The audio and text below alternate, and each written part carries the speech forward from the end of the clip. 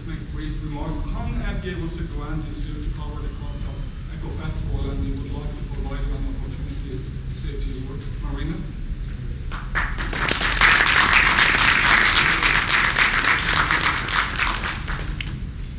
Good morning. Welcome to the annual Eco Festival. I bring you greetings on behalf of the over 12,000 men and women of Con Edison, and happy Earth Day. New York City pulses with energy. It is the global center of finance, communications, information technology, and other industries dependent on reliable energy. Excuse me. Con Edison is pleased to be a sponsor of EcoFest and a supporter of Kingsborough College. We are proud to help make our world greener. We would like to thank Dr. Regina Peruggi, Dean Basile, Associate Provost Vicari, Ollie Clapper, and all others here at Kingsborough. We are proud of our partnership. I have worked in community organizations for close to 20 years in the area of corporate social responsibility. I have witnessed the transformation of Con Edison to a company deeply committed to environmental issues. We strive to be a leader in supporting and creating stewardship programs. Con Edison is deeply committed to environmental stewardship, energy efficiency, alternative energy, green power, recycling, and conservation. Con Edison has launched a climate change forum to heighten awareness of this issue for our employees and other stakeholders. Con Edison is committed to reducing greenhouse gas emissions because virtually all the electricity generated in New York City and 70% produced in the US is made by burning fossil fuels. By 2030, peak electricity use in New York City is projected to grow by 30%. Conserving electricity now will help the environment. So please participate in the World Assembly Forum and discuss these issues and get a compact fluorescent light bulb that will help you reduce your energy costs from Dean Vicari and your professors. We support a number of green building conferences in the 5 boroughs. We have a green roof on one of our facilities. We have leveraged technical expertise to several neighborhoods throughout the city. We're working on hybrid electric vehicles, smart meters, a smart grid. Con Edison has a 12 megawatt solar project proposal, which would provide power during the heat of summer when the grid is at peak capacity. We are encouraging our customers to purchase green power and power your way, and our success comes through sponsorships and partnerships with organizations such as Kingsborough College. I wish you a wonderful Eco Festival, and I thank you.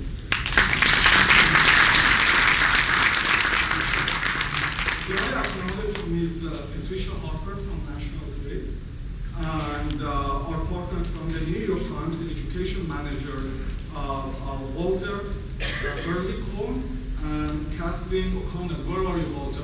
Thank you. Now it is my pleasure to introduce to you my boss, Dr. Swarstas.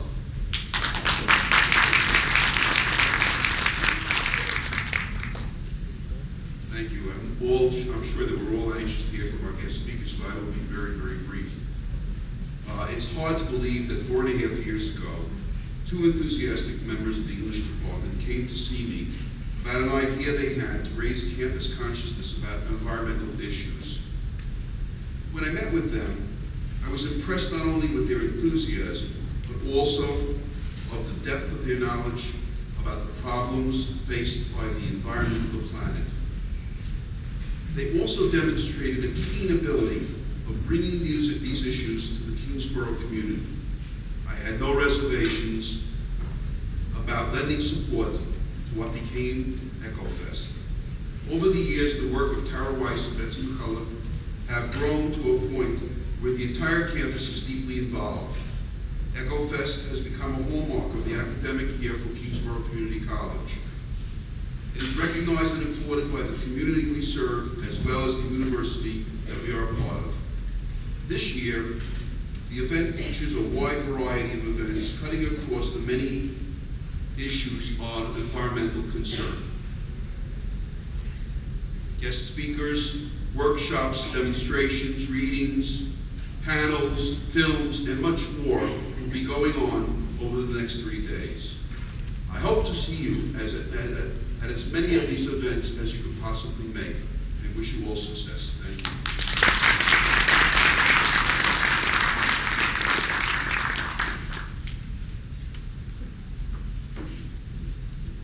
It's now my great pleasure to introduce the keynote speaker for the first day of our festival. He is Dr. Wayne J. Martin, who for 30 years has been a leading environmental scientist at Pacific Northwest National Laboratory in Richmond, Washington. Pacific Northwest Lab is a U.S. Department of Energy Office of Science National Laboratory, where interdisciplinary teams advance science and technology and propose solutions to America's most intractable problems in energy, national security, and the environment. Dr. Martin has devoted a good deal of his career to investigating substances that would scare most of us. Projects related to hazardous, toxic, and radioactive wastes, and ways of managing them. Dr. Martin earned a bachelor's degree in wildlife management from Washington State University, a master's degree in radiological sciences from the University of Washington, and a doctorate in environmental and natural resource sciences from Washington State.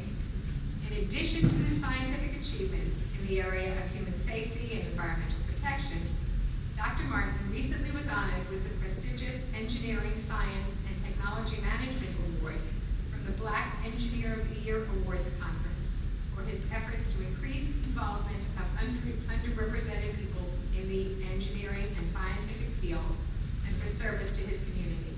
I am deeply proud to welcome him to the Kingsborough campus. To start off, the very first thing I did was I looked at your mission statement. And when I looked at the mission statement, I said, okay, there's really two things I'm going to focus on out of that mission statement, because I think they're critical when it comes to energy. One of those being global citizenship. That's important. Secondly, sustainable. Those are two topics of, in my view, are important when it comes to energy. So, what's the problem? First off, as far as energy is concerned, I'm going to put things into two pools, power and transportation. What's the issue? What's the problem? It's about the adverse effects that our use of energy is causing on our environment and on the way that we live. Secondly, that there is a certain amount of energy that we can use, and that there is going to be what they call a peak. Back in 1938, Dr. Hubbard introduced the concept of peak oil. And he made a prediction. He's almost like Nostradamus. And you know what? He's pretty close to in his prediction. And that in about, presently, about right now, 2010, 2020, we're supposed to peak on our use of oil, and everything's downward from there. Some people say, well, we can discover more oil. Well, that just prolongs the inevitable. So peak oil. There's also now people have peak coal, but basically it's our resources. The resources that we use for energy are peaking. This one set of data, scientific set of data, it's called the hockey puck graph.